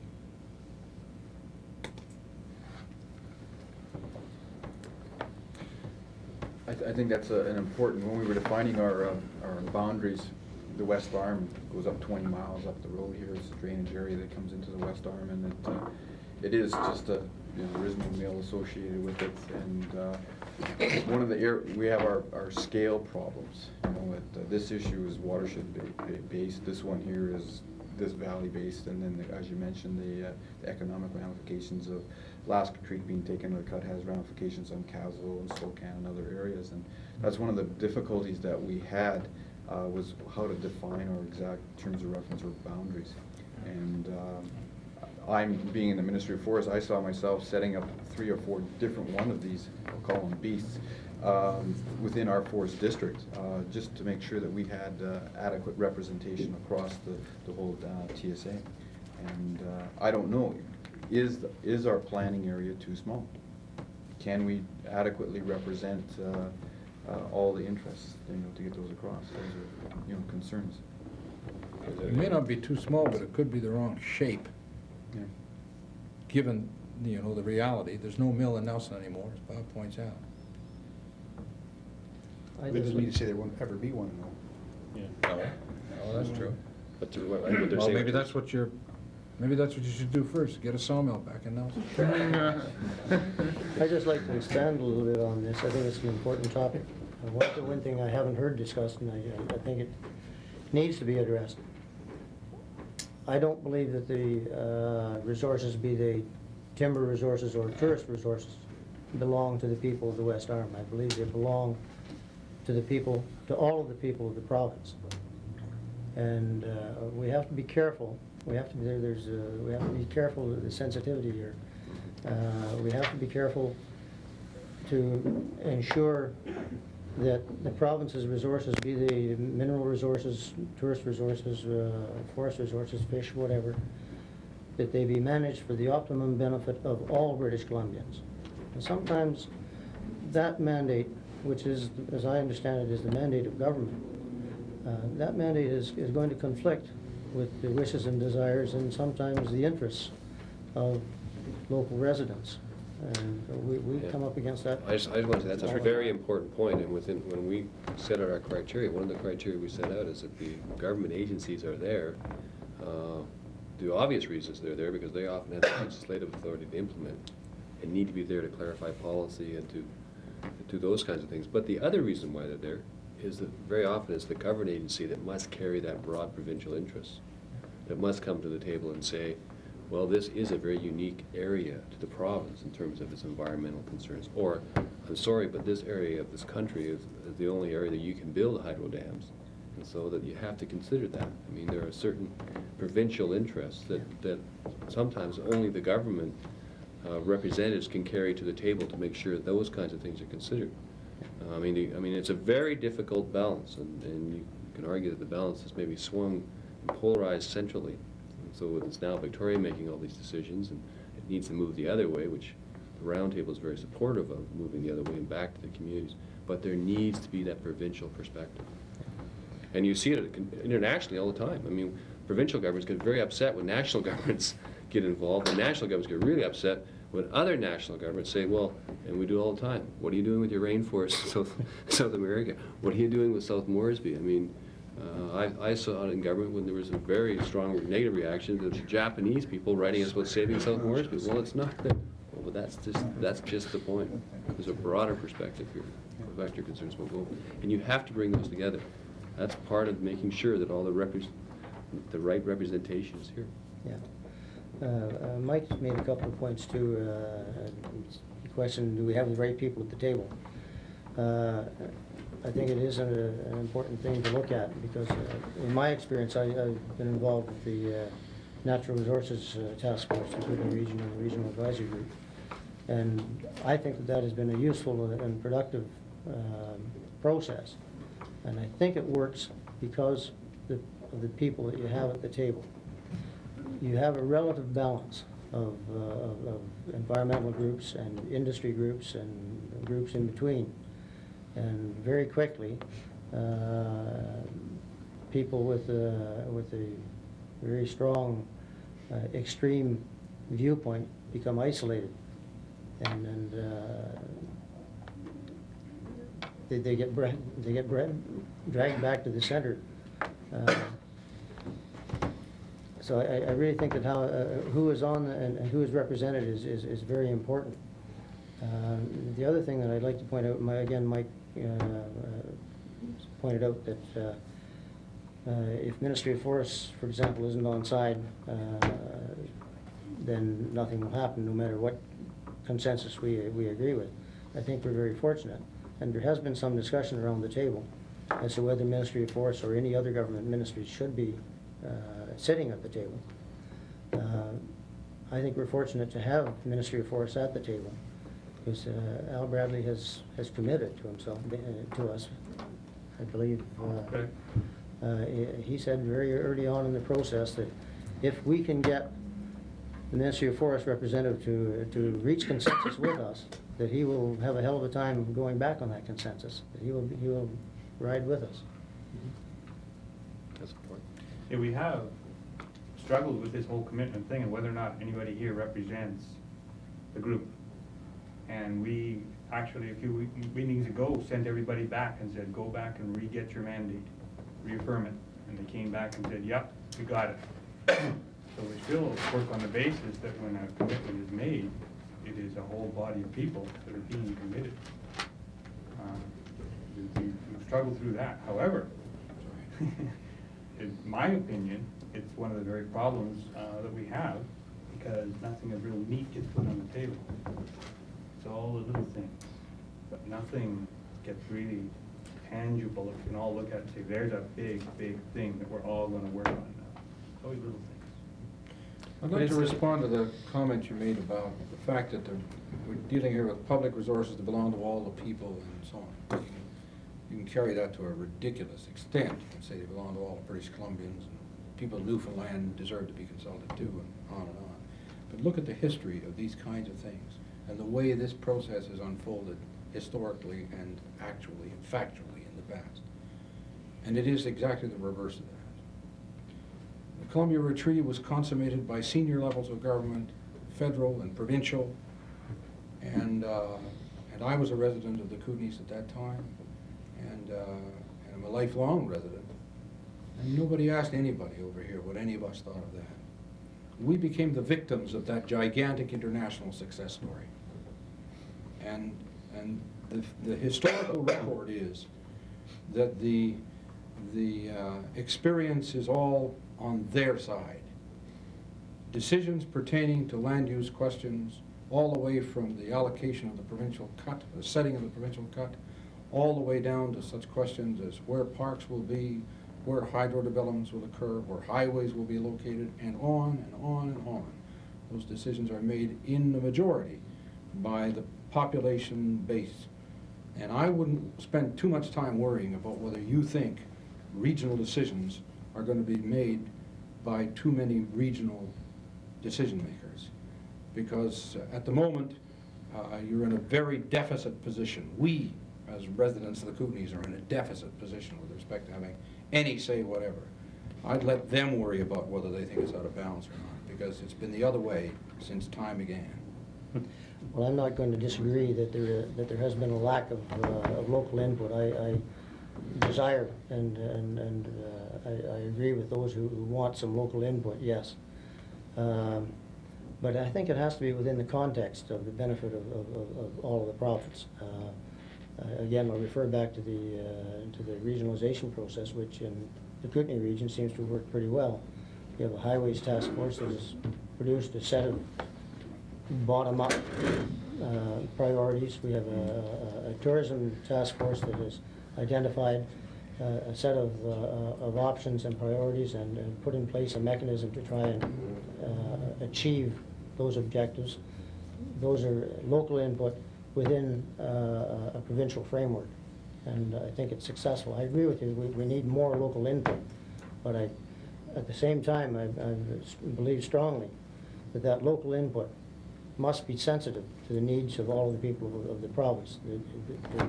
The management and the tenure, if you will, of those resources is mandated, is legislated as a provincial responsibility. And until that changes, we have to work within that framework. Well, you're obviously a person of much greater benevolence than I. I think it's unfortunate. We all try. I think it's unfortunate those task forces didn't work better in other parts of the province, because we'd be a lot further down the road, I think. The road we're I'm with you going there, too. if they had worked. I have asked a question about how you deal with question of values. Clearly, when you're dealing with sustainable development as your agreed upon purpose, and you've got people in the room who represent a lot of different interests, you're going to have to deal with the question of values, be they environmental values, be they economic values or social values. How do you go about dealing with those values? How do you go about quantifying them and putting them in some kind of an agreed upon form for analysis? We deal with it endlessly is all we do, unendingly. Yes. Well, you have to recognize what those are and understand what the values are. And then you have to see where those values can be accommodated and where they're in conflict. And I mean, where there are some values that are in conflict, you have to recognize those conflicts. And where there are mutually exclusive values, you recognize those as well. But you try to see that the broader interests of the collective may be greater, that you can make some accommodations in some of these issues. And that's why you have to see whether or not the issue is big enough to allow a packaging of the issue, as we say, that allows you to trade off and be better off as a whole than you are individually apart. And that becomes the trick. That becomes the real issue, and only by being very clear, precise about what you mean and what you feel, can you make those kinds of packaging arrangements. Are these discussions taking place around the big round table of 30 people once every 5 times a year, or are they happening more within your small groups? Well, both, but that happens very quickly in the core groups. And we've had 2 years that we've worked together. I mean, staff have a pretty clear understanding where these people are coming from. And so we know when we start to put together some of the issues and they ask to draft a report, we got to know where the hotspots are. And so people work together. And in some of the places, we don't know where the hotspots are, and we find out pretty quickly. But I mean, you know, it's again, that happens through all sorts of mechanisms. Some right at the table. Majority are done before you get to the table. You know, work goes out. You know that person X and person Y are not going to agree on this issue. But you know, I'll give you when I knew we had a breakthrough is when we did the first very simple little piece called what was that? Towards document. Some political party copied our troubles. Towards a better way. No, a better way. That's a better way. Yeah, some political party stole our caption. We put out this document called A Better Way. And it was really the precursor to what the roundtable was going to do with regard to the strategy. And pretty simple little document. All it simply said is, we're going to come out and talk to you. Here are some of the issues. Here comes the things we'd like to talk to you about. And here are the principles that we've agreed to use to test some of these issues. And we had some vociferous fights around some of those, I shouldn't say we, they had some vociferous fights around some of those issues. And it came to the day to release the document. And I said, oh my God, here it goes out publicly. Is the roundtable really going to live with this commitment that they agree, consensus to this document? And I heard one person, and I knew that person would be asked immediately by the press, say, I don't necessarily agree with everything in this document, but there's some things in this document I have to have, that they're so important to me that those other things are outweighed. And I knew we were on the right track, that we had put together a collective package of items that made it much better off to agree to that document than to stay where they were. Well, in 12 months, we went from believing that the roundtable should have an environmental caucus, a labor caucus, an Indian caucus, etc., as I explained to you. In 12 months, we went from there to where we were talking about the recommended individual persons who should sit on the Board of Governors of the Institute, the Sustainable Development Institute. And the core group brought in a list of names that they recommended be those who would be approached to sit on the Board of Governors of this institute. And here were 30 of us looking at a list of, what, a dozen names or something? I think I recognized 2.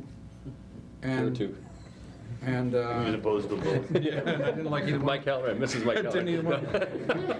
And so what we're going to do, we're going to spend 3 hours reading curriculums from these people. We didn't know who the hell they were. And Bob Peart said it for me. He said, I've been working with these people for a year. And they've worked on this process for a long time, and they've picked names that they think are the best people to do this job. And you got to start trusting somebody sometime, so as far as I'm concerned, we should endorse the list and get on to something else. A year ago, that wouldn't have happened. We'd have had to know where they went to school and every other damn thing about them. And so it takes a while. Don't think it's going to happen hurriedly. It won't. Can I make a quick comment on that, values? Because I think the danger is you do start to try to quantify. And that's the biggest quicksand pit there is trying to debate values. I think what you do is you recognize values, accept them for what they are. You're not going to change anybody's values anyhow. But be careful you understand them, and why they're important, and how people judge whether or not their values are being achieved. And to go much beyond that becomes sort of just churning your wheels. I guess the root of my question really is that I think that there are values that are real difficult to quantify, maybe impossible. Yeah. I'm thinking in particular of, I've been involved in the tourism industry here for 5 years actually. And when I came here, the tourism industry wasn't the big happening industry. It was not $1 million industry. But in 5 years, I've seen phenomenal growth in that industry. And the area of growth that I've seen, or the component that I've seen the strongest growth in, is the area of wilderness interest, wilderness recreation interest, people coming to this area to want to be in this environment that we have here. And it's that very thing that I perceive is threatened by land use decisions that don't take that into account. And it's difficult to argue for something that is evolving. It's difficult to say, well, here's something that's growing. It may be a really big industry in 10 years if it carries on the way that it is, because the answer is, well, that tree's worth X dollars now. So I'm wondering how you deal with that problem. But that's one of the powers of the consensus process is that one of the things you make clear is that one of the things that's going to be required if you're going to be in agreement is that you have to be satisfied that the possibility of growth in the tourist industry is not being crippled in an unwarranted way. Because if it's going to be, you can't agree. Yeah. That's what the value is. And from there you go on then to discuss how that occurs and so on. But if what you're trying to do is to get somebody else, get David here to agree with you that it's important, that's not what's necessary. But he has to recognize that it's important to you, and if you aren't able to achieve it, you don't get. I think that's what made the difference at the roundtable, was nobody tried to say to Mike or to Bob or to Vicky husband, whoever, your values are wrong. You shouldn't be worried about that. Don't worry, or that isn't appropriate. Because that really gets you into, that violates what they call, that's what's known as violating the first law of holes. Well, I didn't mind saying that myself, but I resented it when other people said it to me. It's like checks in the mail. You have to look at your choices in reality, But for the mining industry, that's a bit of a sticky wicket, because we haven't got, we can guess at what's going to be hot in the mineral business 20 years from now. But with the ceramics and high-tech electronics, I can think of certain deposits around here that have been passé for the last, since time began, but the next 20 years could be pretty hot. Yeah. But the point I'm making is that you have two choices, really. You can play the same old politic game of trying to get the minister to agree to your point of view, or you can convince your neighbors. That's the only choice you have. There's three, there's another choice, both. Well, sure, and that's. But if you can convince your neighbors and all reading for the same page, it's amazing how quickly the minister will go along. If you've been through that. That's the real power. See who was the last person to talk to the minister before he goes into cabinet, that kind of foolishness. Do you know how many times in the last few months I've heard people say, "What's a Wolof?" Yeah. Yeah. Little bear, What the what's so hell is high? You obviously have staff to do a lot of the legwork of bringing together into some kind of... Oh, yeah, dozens, hundreds. Well, I don't know what they are. 5. But we have ZIP. And I'm wondering if that isn't a factor in our own sense of low achievement. And would we be... I'll be honest, I don't, to try to deal staff, with that? in my experience, is never a limitation if you've got everybody you need participating in the process, because inevitably it means bringing government in eventually, and they've got the staff. Sounds like an infection. If you're going to solve a problem for government, they're going to find you the staff to help you solve that problem. One of the issues, though, it does raise is who's responsible for things that happen between the meetings? Who worries about making sure that everybody's called before the meeting so they know what the agenda is, they've read the background stuff, if somebody's making a presentation, they're ready to do it. Who really has the responsibility to do all of that busy but so necessary work of just managing the infrastructure? For things like that, we do have the local EDC office has literally volunteered their staff and their time in their office. And with their new office that they're just putting together, we will in fact have a almost permanent facility where we'll have files generated, a library for the local community members to drop into. There's local businesses and enterprises that are interested in getting the word out about what is a Wolof. But before we can really do that, I guess we're all struggling with the thing is, I meet a new neighbor and talk about Wolof, and they say, "Oh, great, what are you trying to do?" We still, in 2 hours and 10 minutes, we've got to come up, we need to go, we've got 50 minutes left. You're not going to do it tonight. Yeah. Do we need a process? You know what, let me make a suggestion. One of the things you might do is to say to, you know who each other is, you know who are the folks who sort of 4 or 5 of you represent a fairly broad set of, the range of perspectives kinds of things. You've been working together, you know who kind of is the idea people who, so on. And one of the things you can do is to say we're going to meet in 2 weeks or 3 weeks. And what we want is you 4 or 5 to talk to all of us, the rest of us before then, and got together, come back with 3 options, or 2 options. So we have something to focus on, make sure we all get them beforehand and think about them and so on, and proceed that way. And then what you can end up doing that way is you get some ideas on the table that aren't your ideas or her ideas or whatever, but from a cluster of people to be looked at. Probably if there's 3, none of them will be quite right. But then you have something to focus on to build on from there. And you've thought about and talked about beforehand. I think you'd be very foolish to focus on something tonight. Because you might blame us for it. In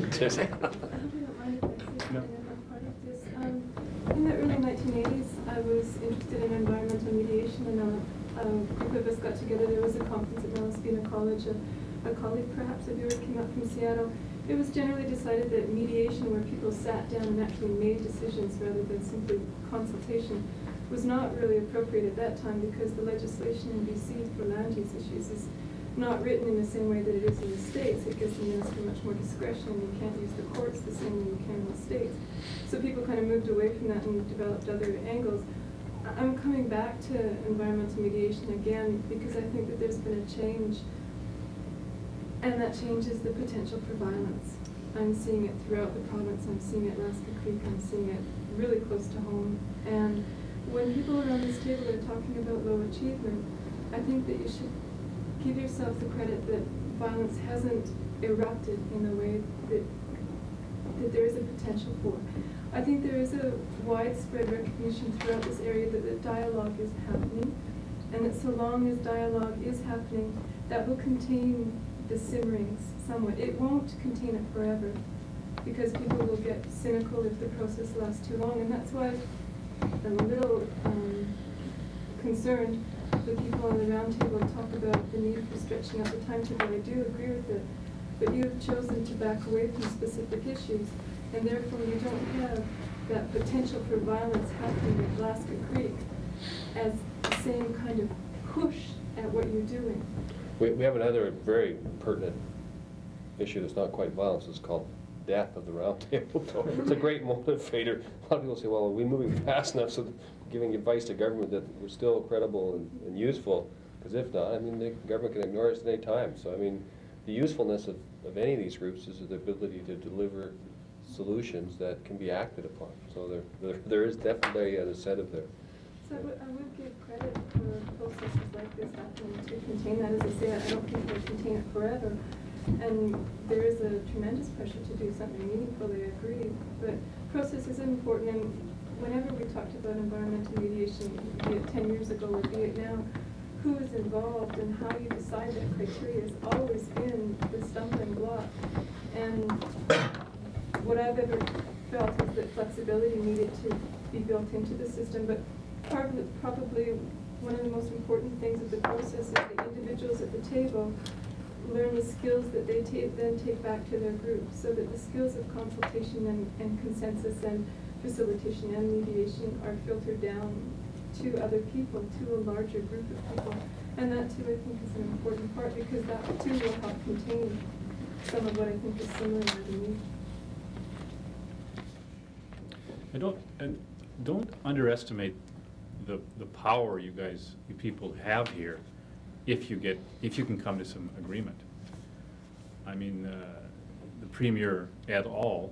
Can ignore Claudette or Dave or Klaus. But if the 3 of you or the 10 of you come to an agreement and go to Victoria together, there's no way that they can do anything but rubber stamp what you're going to say. There's an excellent book called The Politics of the Solar Age by Hazel Henderson, and she sort of teased out how the distribution of power in society has changed. And one thing she says is that even ad hoc groups like this have a great deal of power in our society if they're willing to grab that and go with it.